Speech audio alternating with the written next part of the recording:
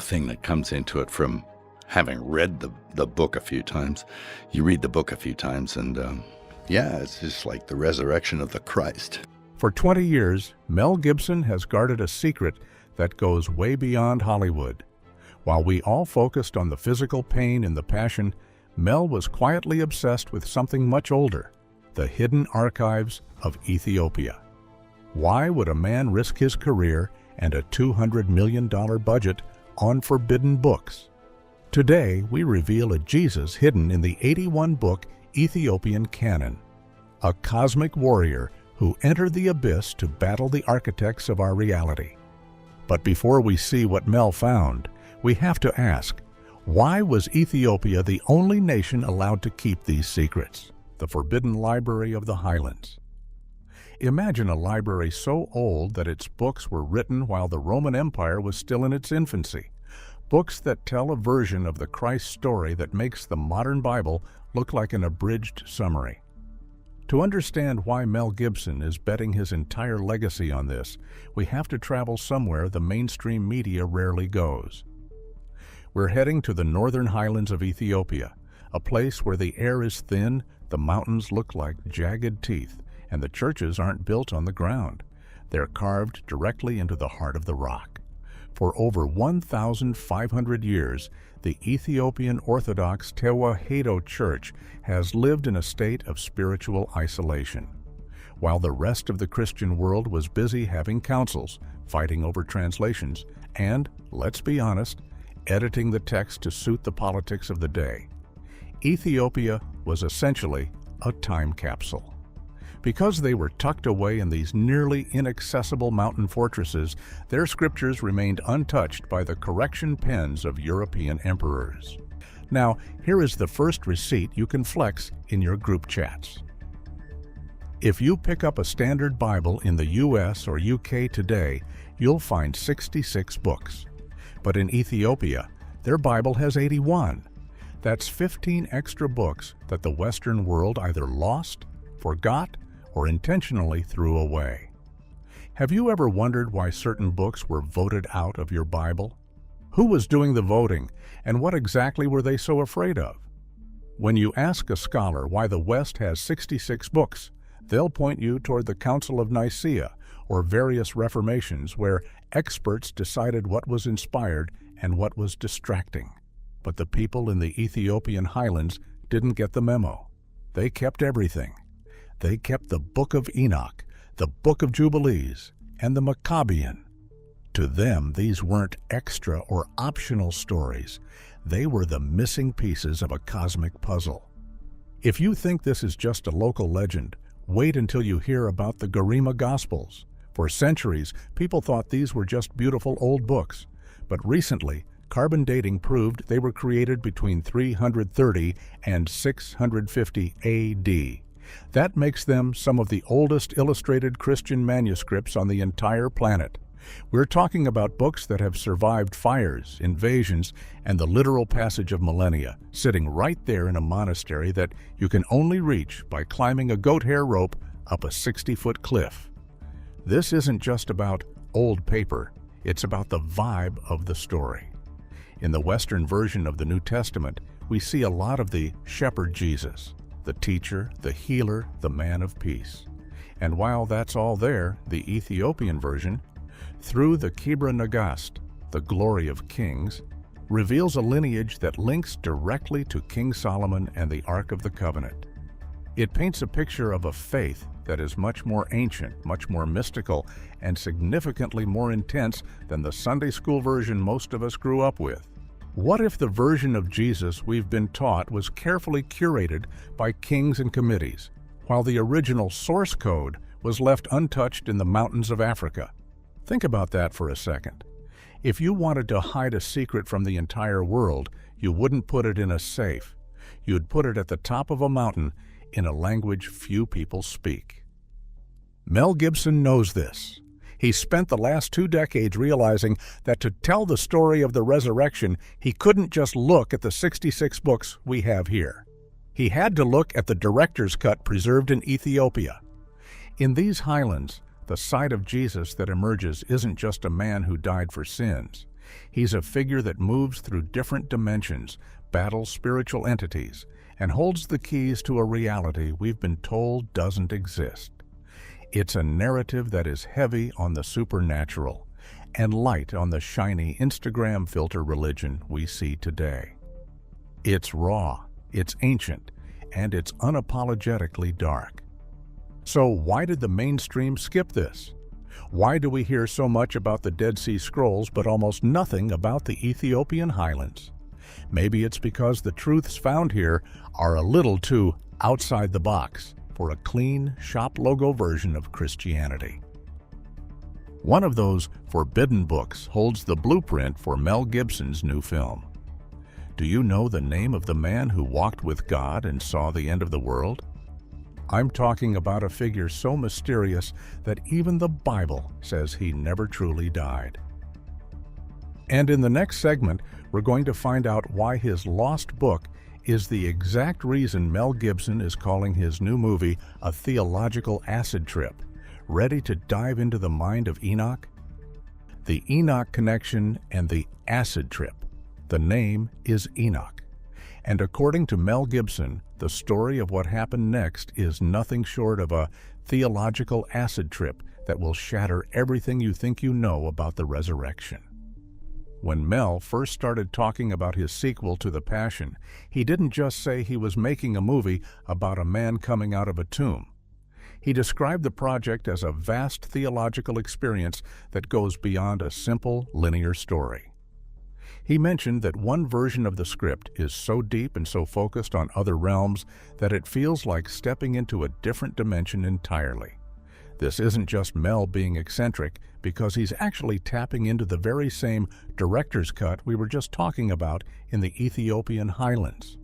Specifically, he's looking at the figure of Enoch, a man who the Western Bible barely mentions in a few short verses. Yet the Ethiopian Bible celebrates in a massive, epic text that was hidden from the rest of us for nearly 17 centuries. If you had $200 million to tell a story, would you tell the one everyone knows, or the one that's been hidden for 1,700 years? For Mel Gibson, the answer was clearly the latter. The Ethiopian Bible is the only one in the world that kept the full book of Enoch as part of its official canon, and this book is the missing link that turns a standard religious story into a cosmic epic. While we usually think of the time between Good Friday and Easter Sunday as a quiet waiting period, the Ethiopian texts describe a period of intense supernatural warfare. They tell the story of the Watchers, who were fallen angels that descended to earth and disrupted the very fabric of reality. In the Ethiopian tradition, Jesus isn't just a teacher returning to life. He is a cosmic warrior who descends into the abyss to confront these ancient architects of our world. This is exactly why Mel is calling the project a real puzzle that has taken him decades to solve. He even went so far as to say that the loss of his home felt like a form of purification that had to happen before he could start filming this massive sequel. He's putting everything on the line to show a side of the story that most people aren't even aware exists. We are used to the shepherd image of Jesus, someone who is gentle and leads a flock. But the Ethiopian texts and the Book of Enoch introduce us to the fiery Son of Man, a figure of immense power who moves through the heavens and interacts with beings that look nothing like the angels we see on Christmas cards. Have you ever wondered why, if Enoch was important enough to be taken by God without dying, his entire life story was scrubbed from the Western canon? It's because the Book of Enoch talks about things that make people in power very uncomfortable, such as the true origin of evil and the existence of a spiritual hierarchy that operates behind the scenes of our daily lives. By including this book, the Ethiopian Bible provides a roadmap for the very acid trip that Mel Gibson is trying to put on the big screen. It answers the what, the how, and the why of the spiritual world in a way that feels more like a high-stakes thriller than a dusty history book. Mel has been very open about the fact that he's not just looking for a hit movie. He's looking for the truth that exists beneath the shiny filters of mainstream religion. He is giving us the receipts that show the resurrection wasn't just a local event in Jerusalem, but a shockwave that hit every corner of the universe. This is the kind of storytelling that changes how you see the world, because it suggests that the reality we see is only a small part of a much larger, much more dangerous game. But why is Gibson focusing so heavily on the 3 days Jesus was dead? Where exactly did he go during that time, and who was he fighting in the depths of the abyss? To understand that, we have to look at the harrowing of hell through the lens of the Ethiopian Orthodox tradition, where the battle for humanity's soul takes a turn that is far more cinematic than anything you've ever seen in a theater. The harrowing of hell. In the West, we say, "He descended into hell," and move on. In the Ethiopian tradition, those 3 days were a cosmic war, a rescue mission into the deepest prison in the universe, Tartarus. While most of us were taught that the time between the crucifixion and the resurrection was just a silent pause, the Ethiopian Orthodox Tewahedo Church paints a picture that is significantly more intense. They describe Jesus not as a passive victim, but as the conqueror of the abyss. This isn't just a metaphor for a quiet spiritual journey, because the texts Mel Gibson is studying describe a literal invasion of the underworld. Imagine a rescue mission where the hero doesn't just knock on the door, but tears the gates of death right off their hinges. Can you imagine the visual of a $200 million Hollywood production showing the gates of the abyss being destroyed by a being of pure light? Is that the Jesus you've ever seen in a movie? Mel Gibson has been very vocal about the massive scale of this sequel, and the industry is buzzing about the fact that he has secured a budget that rivals the biggest superhero blockbusters. But instead of capes and flying cars, he is putting that money into recreating the spiritual realms described in the Book of Enoch. These aren't just fiery caves. We are talking about multi-layered dimensions with distinct laws of physics and ancient entities that have been imprisoned since the dawn of time. According to recent reports, Gibson is focusing heavily on this multi-realm spiritual journey to show exactly where Jesus went and who he was fighting during those 72 hours. It is a story about the ultimate power move, where the fiery Son of Man enters the territory of the fallen ones to settle an ancient score. The Ethiopian view is unique because it emphasizes that this wasn't just about saving people, but about reclaiming the very authority of the earth from the Watchers we discussed earlier. In their tradition, the underworld isn't just a place of punishment. It's a fortress held by spiritual rebels. Have you ever wondered why the resurrection is called a victory if there wasn't a visible war? The Ethiopian scriptures provide the behind-the-scenes footage that the Western editors decided was too chaotic or too supernatural for the average person to handle.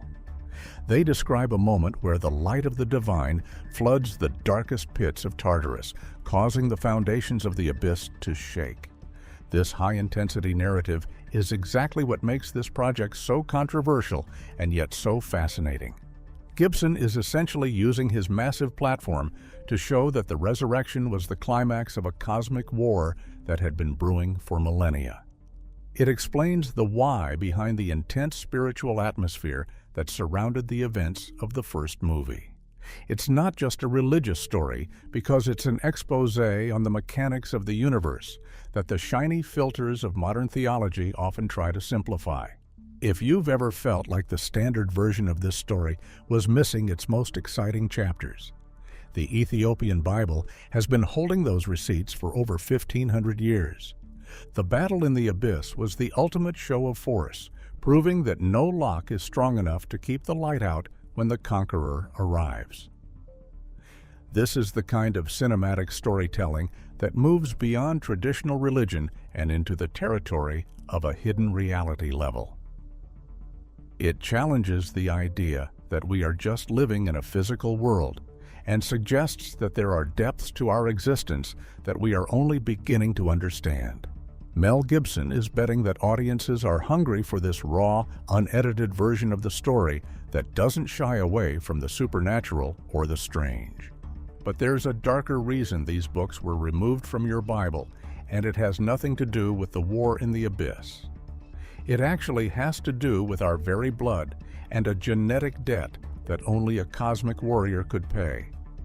Do you think it's possible that the secrets of our own DNA are hidden in these ancient Ethiopian texts? In the next chapter, we are going to look at the bloodline of the giants and why the mainstream is so terrified of you discovering the truth about the Nephilim. The genetic recorder. Now we need to lean into the part of this story that usually gets scrubbed from the Sunday school lessons because it feels a bit too much like a science fiction movie. When we look at the Ethiopian Bible, specifically the Book of Enoch, which they kept while others tossed it out, the narrative of sin takes on a much more technical and biological tone. What if the fallen angels didn't just teach humans war and vanity? What if they left a glitch in the human code, a spiritual and biological debt that required divine intervention? This isn't just about doing bad things, it is about the Watchers descending and actually mingling their essence with humanity, creating a hybrid lineage known as the Nephilim. This wasn't just a moral failing, but a fundamental corruption of the human source code that began to rewrite what it meant to be a person created in the divine image. Think about it like this. If you have a computer that is running on a corrupted operating system, no amount of trying to be a better computer is going to fix the underlying malware. You can't just be good to fix a system that is fundamentally broken at the level of its logic. This is where the Ethiopian perspective offers a total game changer because it presents the arrival of Jesus not just as a teacher or a sacrifice in the traditional sense, but as a genetic recoder. He wasn't just coming to pay a debt, he was coming to provide a massive system update to a species that had been hacked by celestial rebels. If sin is actually a corruption of the software of your soul, does that change how you look at the cross? Mel Gibson has dropped hints about this deeper layer of reality for years, often mentioning that the truth has a way of revealing itself more the further you get into it. He seems to understand that the mainstream version of the story often misses the how and the why of the ancient world's obsession with these fallen beings. In the Ethiopian texts, the Nephilim were a physical manifestation of a spiritual virus, and their presence on earth made the human experience a nightmare of violence and unnatural appetites. The mainstream Bible touches on this in Genesis, but it's like reading the summary of a book and missing the most important chapters. Does the idea of a spiritual source code make these ancient stories feel more real to you in our digital age? When we look at the ministry of Jesus through this lens, his miracles and his ultimate sacrifice look like a targeted strike against the glitch left behind by the Watchers. It's as if the human race were trapped in a loop of self-destruction because our very nature had been tampered with. The Ethiopian Bible suggests that the Watchers didn't just teach us how to make swords or makeup, but they integrated a frequency of rebellion into our very beings. This is why the Ethiopian tradition places such a high value on these hidden books, because they explain that we aren't just messing up, we are fighting against a hijacked nature. If our biology was actually tampered with by these Watchers in the ancient past, would that explain why humanity seems so prone to self-destruction even when we know better? This genetic recoder theory is what makes the Ethiopian Bible so dangerous to the status quo. It shifts the conversation from a simple, do good, avoid bad morality, to a complex battle for the very fabric of human existence. Jesus' entering the human timeline becomes the moment the original, pure firmware was reintroduced to the system. He was the only one who could recode the soul because he was the only one who didn't carry the corrupted data of the fallen ones. Mel Gibson's fascination with the physical suffering of Christ in his films starts to make more sense when you realize he might be showing the sheer force required to break that biological, and spiritual glitch. It is almost like we are living in a giant simulation where the malware has become so normalized that we don't even realize we are lagging. The Ethiopian texts serve as the original technical manual that shows us where the errors started. They describe the Watchers not just as bad angels, but as cosmic engineers who overstepped their boundaries and left us holding the bill. When Gibson talks about his films revealing more of themselves over time, he is likely talking about this gradual awakening to the fact that the world isn't what we've been told. We are part of a much larger, much older story involving a struggle for the very source code of our souls. What if the reason these books were removed from the Western Bible was to keep us from understanding the true nature of our glitch? If you don't know you're hacked, you won't look for the patch. The Ethiopian Bible kept the full history of the attack, which makes the role of Jesus as the recorder so much more powerful. He didn't just come to give us a new set of rules. He came to restore our original design and clear out the celestial interference that has been slowing us down for millennia. It makes you wonder if the mainstream version of history is just another layer of the Instagram filter, hiding the grit and the truth of what's really going on behind the scenes. Mel Gibson seems to be peeling back those filters, even when it costs him everything in the industry. But sometimes the process of finding the truth involves a bit of destruction before the new structure can be built.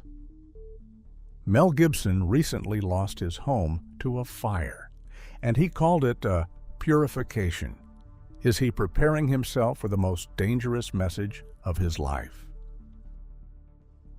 Before I go, the purification of Mel Gibson. This leads us directly into the personal world of the man who is trying to bring these hidden frequencies to the big screen. You see, when we talk about Mel Gibson today, we aren't just talking about a Hollywood veteran who knows how to direct a blockbuster. We are looking at someone who seems to be undergoing a massive personal transformation that mirrors the weight of the stories he is trying to tell. Mel Gibson is 70 years old. He knows his time is short, and he is spending his final act telling the story that the institutional churches have tried to bury for centuries. This isn't just about finishing a sequel to The Passion. It is about a man who feels he has been drafted into a spiritual war.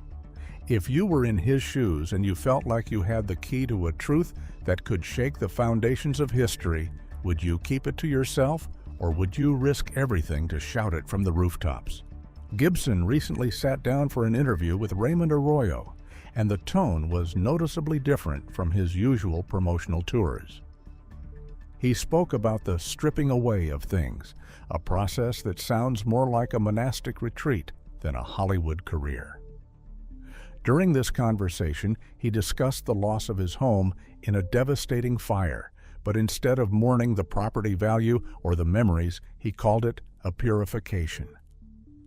It is a wild thing to hear a man of his stature say that losing his worldly possessions was actually a necessary step before he could start filming the next chapter of his work. How many of us would have the courage to see a disaster as a divine clearing of the path? He seems to believe that he needed to be emptied of the shiny Instagram filters of celebrity life so that he could be a clean vessel for the message found in the Ethiopian texts. This "before I go" sentiment is heavy throughout his recent appearances. He isn't interested in playing the game anymore, and you can see it in his eyes when he talks about the cosmic Christ that the Ethiopian Bible preserves. He argues that the world has lost its sense of the scale of the divine because we've been fed a version of Jesus that is safe, predictable, and easy for institutions to control. By looking toward the Ethiopian manuscripts, he is trying to restore the version of the story that includes the battle with the Watchers and the recoding of the human spirit. If you knew you were making your last great work, would you play it safe, or would you drop a bombshell that could change history? Gibson clearly has chosen the bombshell, and he's doing it with the urgency of someone who hears the clock ticking. The purification he mentions isn't just about a fire or a loss of money. It is a mental shift away from the mainstream brand that he helped build. He is moving toward a narrative that focuses on the supernatural reality of our existence, the parts that the retail version of religion usually skips over to keep people comfortable. Mel Gibson sees this upcoming film as his final testament, a way to leave behind a map for those who are actually looking for the hidden level of reality. It makes you wonder if the reason he has been so polarizing in the past is that he was always moving toward this specific moment where he would finally say the quiet parts out loud. Have you ever felt like you were being prepared for a massive task by having everything else in your life simplified or even taken away? There is something deeply cinematic about the idea of an aging lion of cinema, spending his remaining years fighting for the recognition of a 1,700-year-old manuscript from the Horn of Africa. He is giving us the receipts that we can flex in our own circles, showing that the story of humanity is much older and much weirder than the history books suggest. He is answering the why of his own career by pointing toward a truth that exists beneath the shiny logos of modern culture. This is his way of saying that before he goes, we need to understand that we are part of a cosmic drama that involves much more than what we see in our daily lives. So what does this mean for you? Why does a 1,700-year-old Ethiopian book matter in 2026? The answer might be closer to your own DNA than you ever imagined. The final revelation. The reason this matters so much right now is that we are finally seeing the full picture of who this radiant Son of Man really is, according to the Book of Enoch. The Ethiopian Bible wasn't lost. It was protected because it was a backup drive waiting for a generation that was ready to look beyond the surface. In the 14th chapter of Enoch, we get this incredible description of a being who rules over the very physics of the universe while sitting on a throne of fire and crystal. This isn't the passive or quiet figure we often see in modern art, but a cosmic king who commands the elements and the spiritual realms at the same time. Are you ready to see a Jesus who isn't just a victim, but the master of the abyss? Mel Gibson is essentially using these ancient receipts to show us that the resurrection wasn't just a miracle, but a total takeover of the hijacked system we discussed earlier. When he talks about his upcoming film being a massive and almost hallucinogenic journey, he is referring to this exact transition from the physical world into the deepest parts of the spiritual architecture. Are you ready for the truth that was almost deleted by the people who wanted a more manageable story? This Ethiopian version of the truth shows that the Son of Man has the authority to reset the entire world because he is the architect of the code itself. This is the message Gibson is desperate for us to hear because he knows how easily these deep truths can be scrubbed by the mainstream. We are looking at a version of history where the Radiant One enters the darkness not to negotiate, but to reclaim what was stolen by the Watchers. Does knowing that this hidden knowledge was kept safe in Ethiopia for nearly 2 millennia change how you view the official version of history? This is our final chance to listen before the narrative is re-hidden behind another layer of shiny filters. The journey we've taken through these ancient scrolls shows that the truth is often much stranger than the movies. What did you find most shocking about the Ethiopian canon and its secret history? It is clear that Mel Gibson is betting his entire legacy on these receipts, and it makes you wonder if his vision could be the exact wake-up call we need in a world full of shiny distractions. Could this cinematic expose finally break the silence on the parts of history the mainstream chooses to skip? Leave a comment below with your thoughts on the radiant Son of Man. Make sure to like this video to keep the search for truth alive, and subscribe to join us as we continue to uncover the secrets history tried to erase.